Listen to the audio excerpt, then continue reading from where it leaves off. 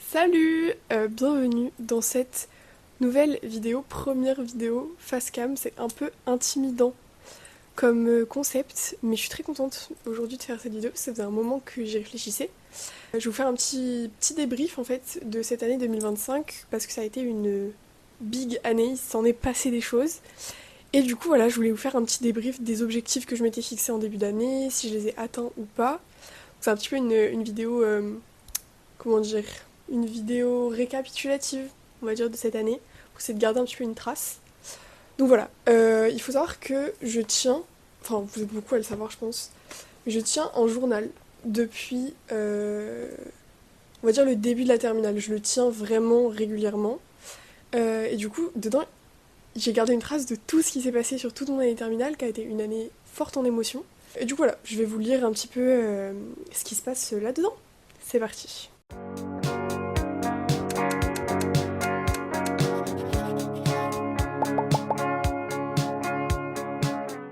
Ok, donc j'ai retrouvé la page sur laquelle j'avais écrit un petit peu mes objectifs et envies de 2025, donc elle se présente comme ça sans trop vous spoiler. J'ai déjà fait ce récap dans mon carnet, donc je sais à peu près ce qui s'est passé sur cette année 2025 que j'ai réussi ou pas à faire.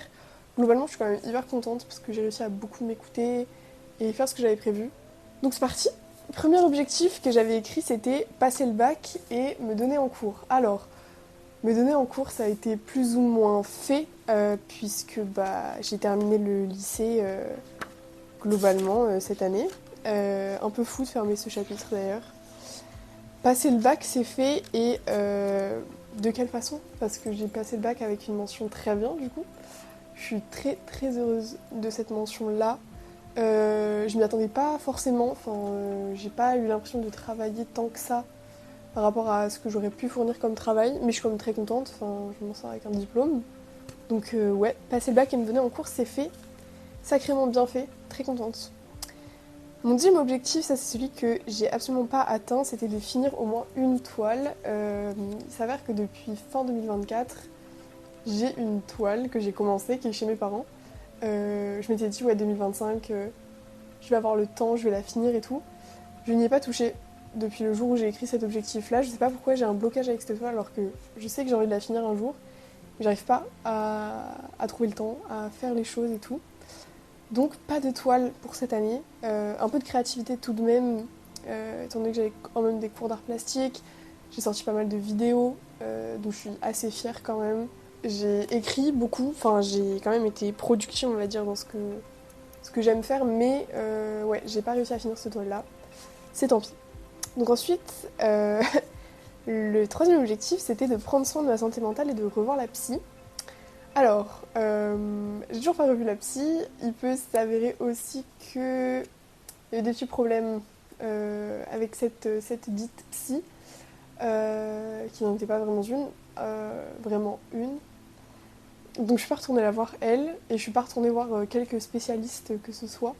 Tout simplement parce que j'en ai pas forcément ressenti le besoin de malade en 2025. Ça a été plutôt ok, même s'il y a eu des moments de détresse, hein.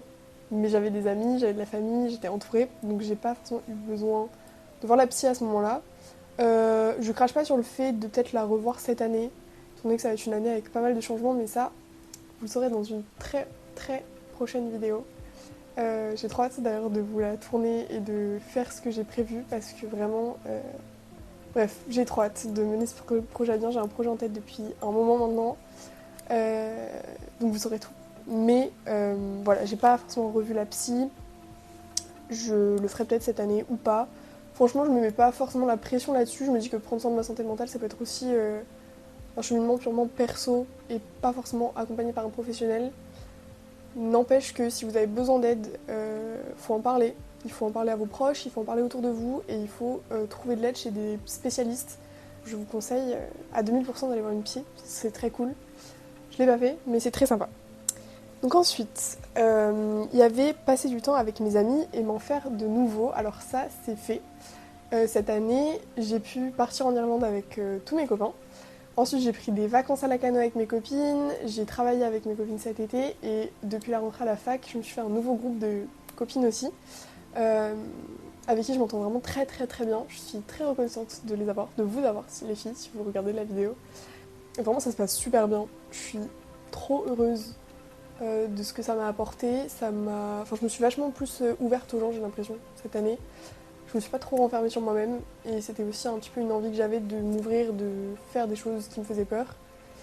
Et un peu par la force des choses, j'ai dû me sociabiliser, que ce soit au lycée ou à la fac. Et du coup, ouais, j'ai fait des rencontres trop cool. Et les gens qui ont été grave là pour moi cette année, ben, je vous remercie parce que ça m'a fait beaucoup beaucoup de bien de vous avoir. Sachez qu'il y a des gens dont je parle énormément dans ce carnet. Je vous lirai jamais aucun extrait parce que c'est très personnel. Mais il y a des gens dont je parle beaucoup parce que je suis très reconnaissante de vous avoir.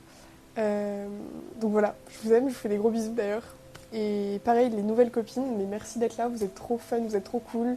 J'espère que ça va durer encore un moment, ce petit groupe. Voilà. Un autre objectif que j'avais, c'était de saisir les occasions, même celles qui font peur.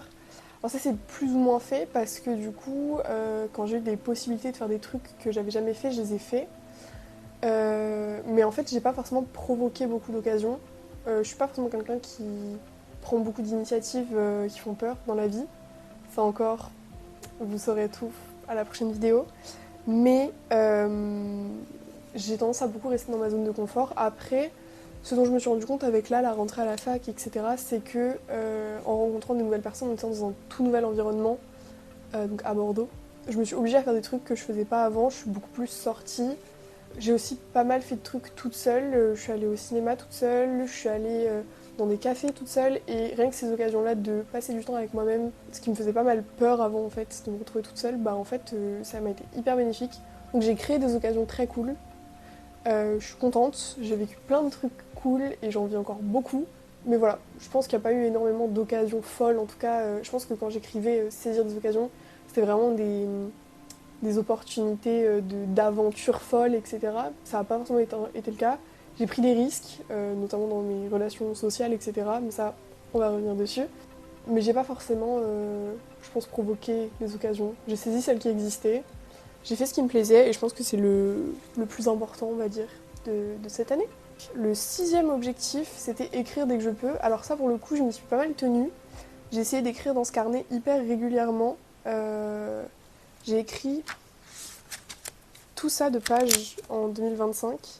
Enfin, en tout cas, depuis début 2025. Ce qui est pas mal, je trouve. En gros, j'ai des updates à peu près toutes les 2-3 semaines. Ce que je trouve cool. J'aimerais bien écrire plus, parce que je trouve ça hyper important de garder sur papier les souvenirs, etc. J'ai peur d'oublier des choses. Donc j'aime beaucoup garder cette trace-là, et je trouverais ça trop cool, en fait, de le faire plus. Après, je ne me fous pas la pression là-dessus, parce que je sais que c'est surtout quelque chose qui me fait du bien globalement, donc je vais pas me mettre un quota de pages à écrire ou quoi que ce soit.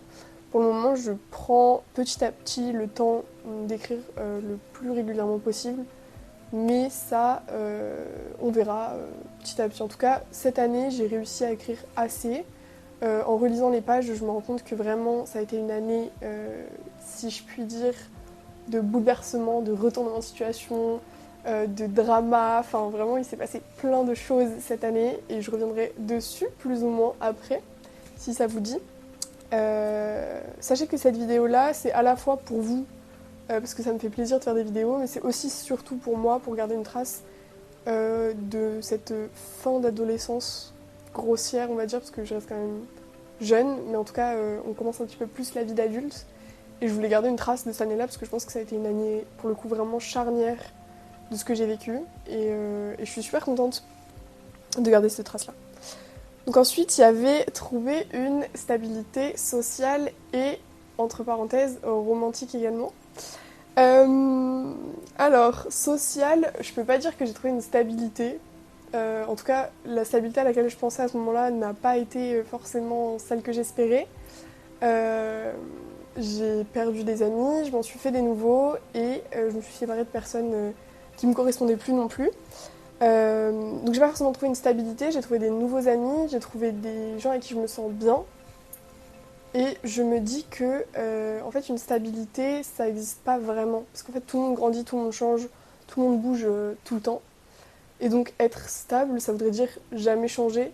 Et je trouve ça bizarre. Je suis consciente qu'il y a eu une évolution et qu'il y a des gens qui sont restés à mes côtés tout le long de l'année.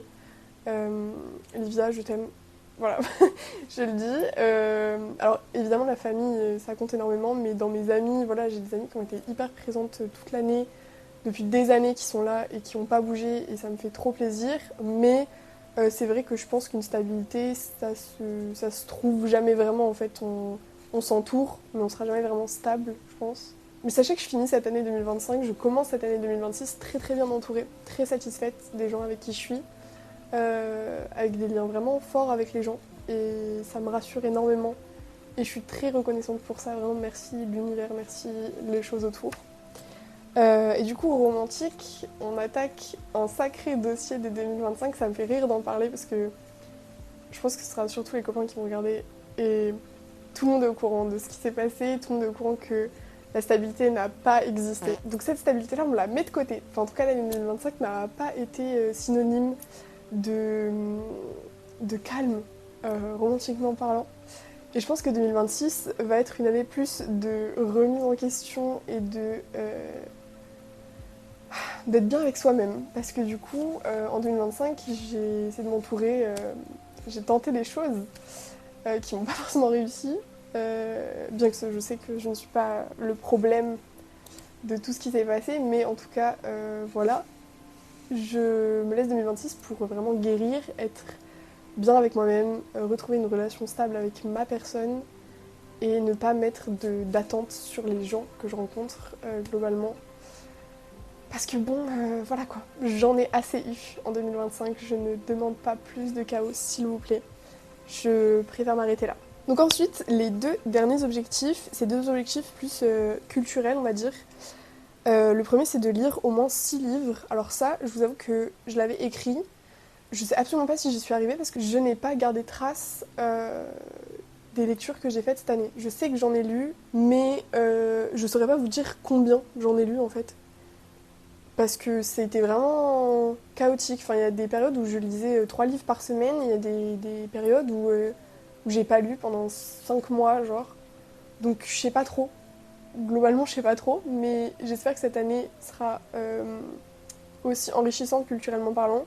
En tout cas, j'ai installé Goodreads. Je vous mettrai peut-être mon Goodreads là. J'ai installé Goodreads pour traquer un petit peu ce que je regarde, ce que je lis surtout, ce que je consomme au niveau papier parce que je trouve ça important. Et que je vais essayer du coup de compter un peu plus cette année. Je me suis donné un nouvel objectif littéraire, mais ça, les objectifs de 2026, c'est pas pour cette vidéo. Sachez-le, c'est dans une autre qui sortira dans bien longtemps. Donc, je sais pas si j'y suis arrivée. Je pense que oui, mais je suis pas sûre. Et le dernier objectif, c'était regarder au moins 10 films. Alors ça a été vraiment ma révélation de l'année parce que j'ai regardé bien plus que 10 films. J'en ai regardé une soixantaine. Tout simplement parce que j'ai installé Letterboxd. Je pense qu'il y a énormément de gens qui connaissent. N'hésitez pas à aller suivre mon Letterboxd. D'ailleurs, je fais des reviews tout le temps de tout ce que je regarde.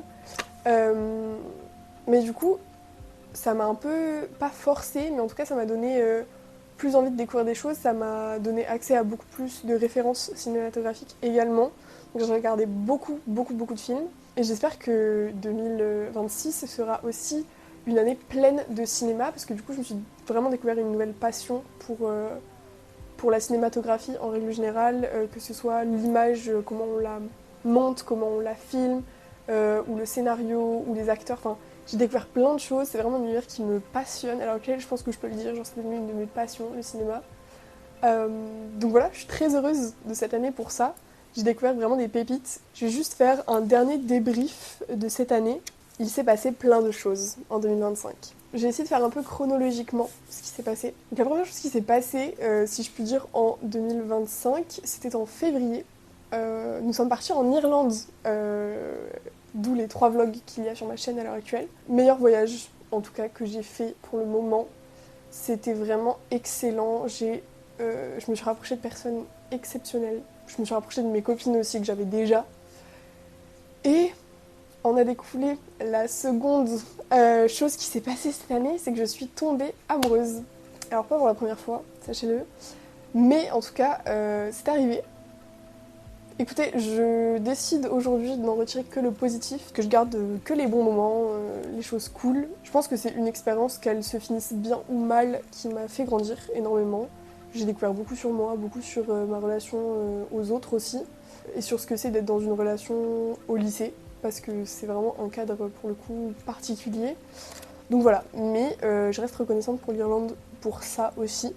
Cette partie-là, du coup, ça va être vite fait sur le fait que j'ai coupé les points avec certaines personnes, que je m'en sors aujourd'hui mieux, que je me sens bien et que je me sens en paix avec ce que j'ai fait, que j'ai pas de regrets là-dessus et que si c'était à refaire, je pense que je referais exactement de la même façon. Voilà. Ensuite, quatrième chose qui s'est passée en 2025, du coup, je suis partie à Lacanau avec mes petites puces, Alice et Noélie. C'était des vacances qui étaient très courtes puisqu'on est parti 3 jours, je crois. Ouais, c'est ça, 3 jours et 2 nuits en camping, tente, etc. Et ça a été des vraies vacances qui m'ont fait du bien. J'ai posé mon cerveau, j'ai socialisé avec des gens. Ça ne m'était jamais arrivé de socialiser avec des gens en vacances, mais ça a été le cas. On a passé des trop bons moments. Enfin, moi, ça m'a créé des vrais bons souvenirs, des soirs un peu what the fuck et tout. Bref, je suis très très contente de ces vacances-là. J'espère qu'on aura l'occasion de repartir tout ensemble. Peut-être pas cette année, parce que c'est un peu pris cette année, mais que dans le futur, en tout cas, on trouvera le temps. Parce que vraiment, c'est des vacances qui m'ont fait énormément de bien avant d'attaquer du coup l'été qui a été, ma foi, je pense, un des pires étés de ma vie, mais aussi un des étés les plus productifs. Non, c'est pas productif le mot. Les plus. Bref, qui m'a fait grandir. Cet été m'a fait beaucoup, beaucoup grandir très, très vite, puisqu'on arrive à l'événement. Puisque cette année, je me suis fait tromper.